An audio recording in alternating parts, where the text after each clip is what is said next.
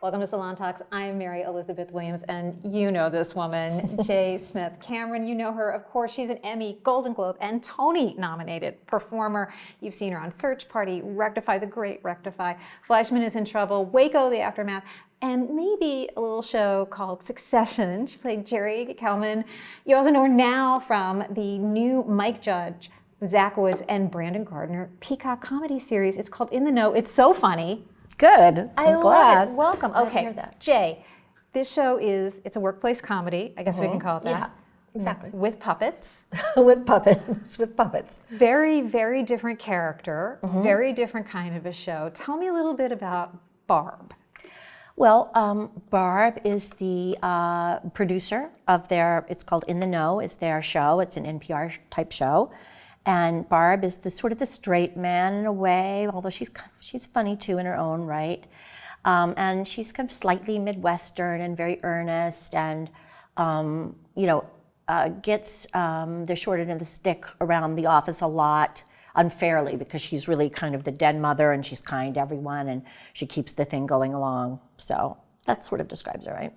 And Boomer Witch, as she gets called in the first episode. Boomer Witch. I forgot about that.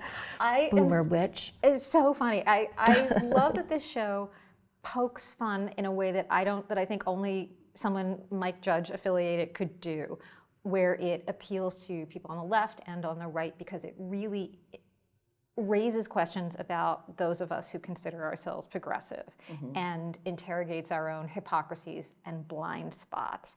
You are a person who's outspoken about where you stand politically, socially. Do you feel that the show is a reflection of some of the frustrations some of us on our side of the aisle feel with ourselves? Well, I definitely feel that way. I feel like it's kind of too bad that we, how can I say this? Like that we're sort of unable to get to fully rally behind our candidate ever. We're always nitpicking and virtue signaling a bit, and it's too bad, because I kind of wish the other side sort of plays dirty. I don't think we should play dirty, but I wish that we would toughen up and face them off and play offensive a little more, not just defensive. I love that. And this is your first time I can't believe it's your first time doing voice work, right? I've done some voice work, but this is my first regular part in one. You were theater trained. You've done a lot of stage work. When people talk about you, they talk about your physicality. They talk about the way that you move. This is a very different kind of a skill set for you. I want to know what drew you to something that's so outside the box. Well, I've always thought it was interesting. I mean, voice acting fascinates me. When I was a young actress, I had this one job where I was hired to dub an actress's voice for a commercial. There was nothing wrong with their voice. They just wanted to make the character a little kookier without reshooting the whole thing. So I spent the whole day in the studio with cans on my ears and listening to her voice and just talking along with it. And in between takes, I would hear it played back, and I'd be like, wow, I really sound different than her. And then they let me see kind of a rough cut at the end of the day of my voice with her face and actions. And it was like a third person. Like, she seemed to move faster than she did before. She seemed to make funnier faces. You know what I mean? Like, she seemed to be a little more peculiar, because my voice is a little more peculiar than hers. And yet I wouldn't have recognized my voice. So ever since that experience, I've just been fascinated by it's this invisible but powerful part of performing. And I've been fascinated to explore it. And also, the same woman who dubs me in French for Succession dubbed me in French for Rectify. And I'm fascinated by that. They take that very, very seriously. I think there's really good trained actors for that. And it's just all that stuff fascinates me. There's a really good episode of 20,000 Hertz where they talk about that. And they talk about the people who dub and who are like, I'm the Bruce Willis of France. And so you've got your J. Smith Cameron of France, I guess. Yeah. This is also an interesting production because normally, or very often in voice work, the actors are in separate rooms, they record separately, but this was a really collaborative process. That's true. Yes, they had us come and come to LA, and we read around the table some, and we talked about it some, and then we got in the booth together, all of us, so we could kind of play off each other. And they even kind of made note of our facial expressions and the way we would just gesticulate, and they kind of worked that into it a bit. So I would say it was unusually collaborative. Then we did a lot of more specific ADR, post-production stuff, on our own in the booth. Me from New York and everyone from where they were. Some other places. Well, so speaking of collaborative performances, of course, I have to ask you about Succession. You're coming off this award season where it has done very well. Yeah. But it's also been a great reunion, I imagine, with this cast, because it's probably been almost a year and a half, 2 years since you wrapped shooting. Yeah, that's right. Yeah, it's going on a year, actually, I think. So what has it been like having this kind of, I imagine, somewhat bittersweet experience, because you're not going to see each other again in that professional way? What does it feel? I know. What does it feel like? It's so sad. Like you seem very, very snuggly with Karen. Well, Karen and I go way back, and then we just had to do such peculiar things on the show that that made us kind of get. We had to be tight, or else, But he's such a, he just loves to tease and give everyone a hard time. He's into insult humor, So he's his own thing. But Sarah Snook and Matthew McFadden and really all of them, and Brian, Alan Ruck. I just got so close with all of them. We all did. Zoe Winters, who played Carrie, she and I are now writing partners. We're trying to write something together. We became very close. And so, but it is bittersweet because it felt to us all that the show was just hitting its prime in a way. I can objectively see why Jesse and the writers decided to end it where they did, because of the family story, the succession story, after all it's called Succession, needed to wind up. But the rest of it was just reaching a fever pitch, like the whole election thing and the corrupt big business stuff is just as relevant as ever, if not more so. And so, I mean, it's sort of disappointing or hard to get through your head that it's not continuing, but that's showbiz. But you get to leave. You get to leave the room with everybody wanting more, I guess, including ourselves, including you. Well, and this was. I mean, especially for you, because you came in as an actor. Many people know the story already. This was not a role that was written for a woman. Right. This was not a role that was going to be this central, pivotal character. And then very early on, you became, a word I heard one of the directors say was indispensable.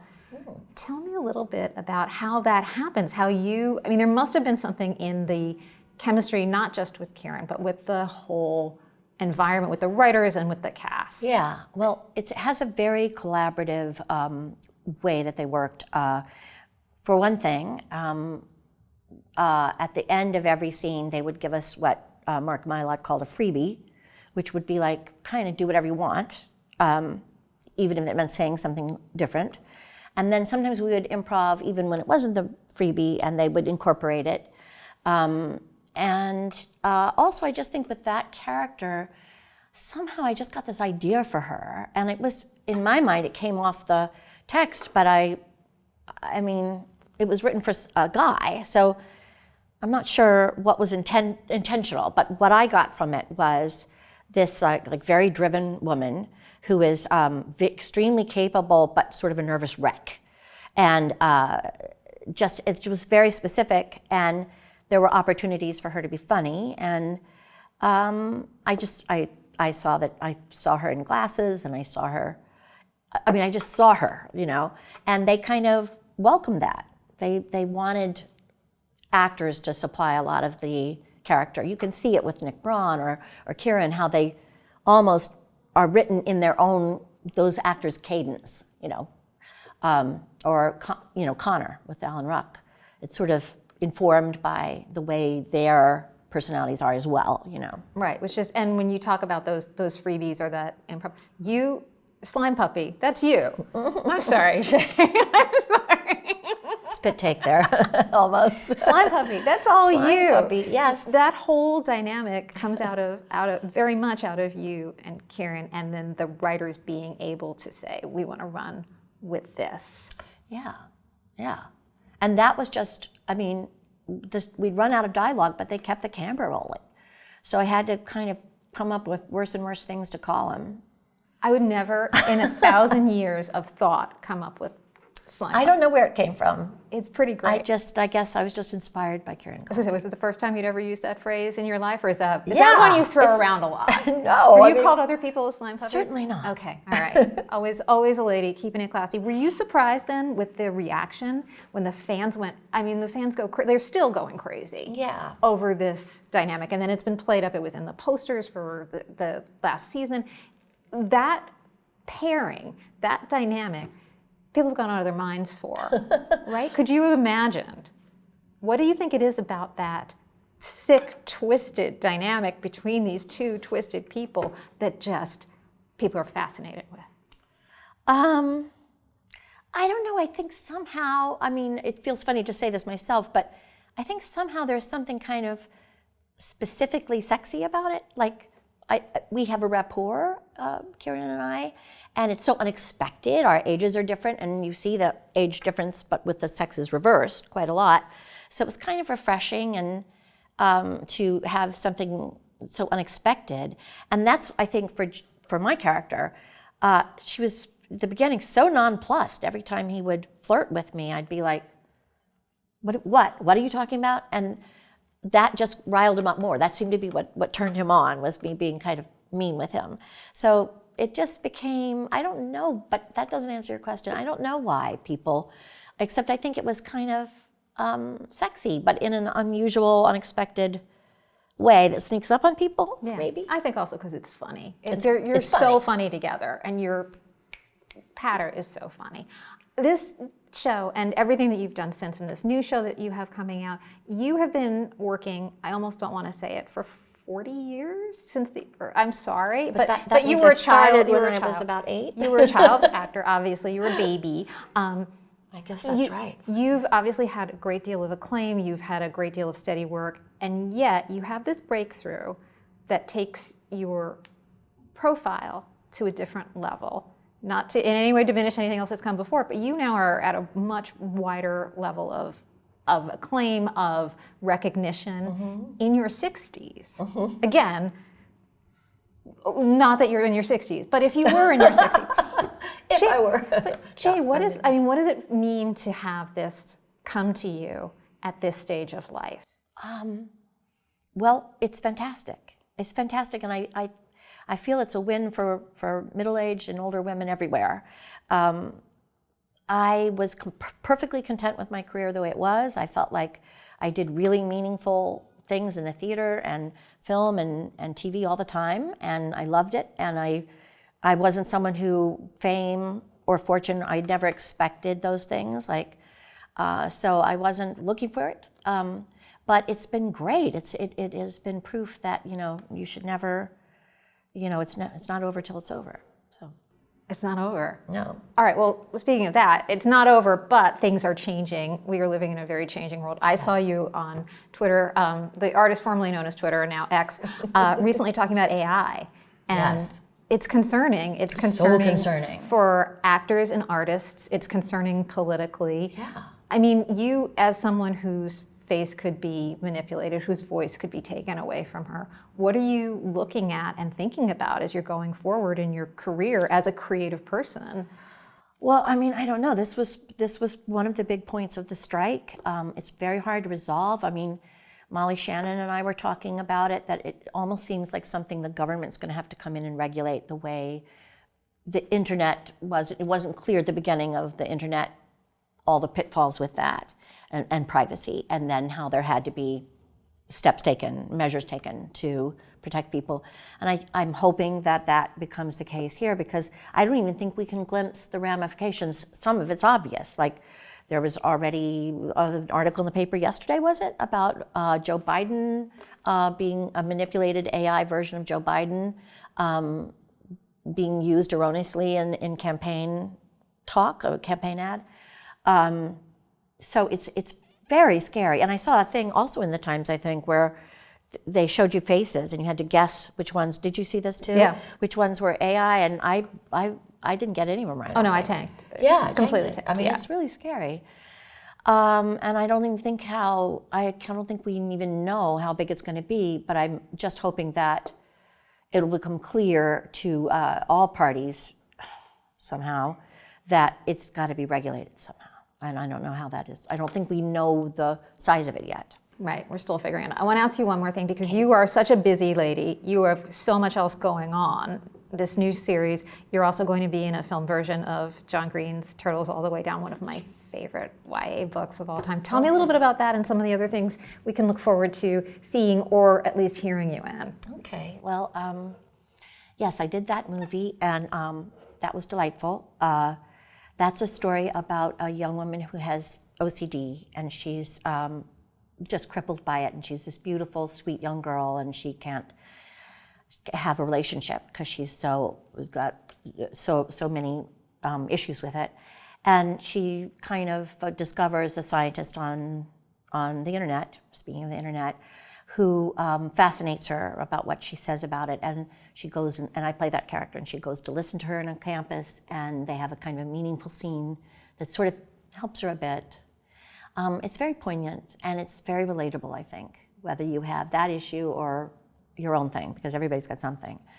But John Green was on set and he is lovely, and I loved the whole cast and director and everybody. It was a good experience. We shot in Cincinnati, which is cool. I had never spent any time there. And we're going to get you back on the stage.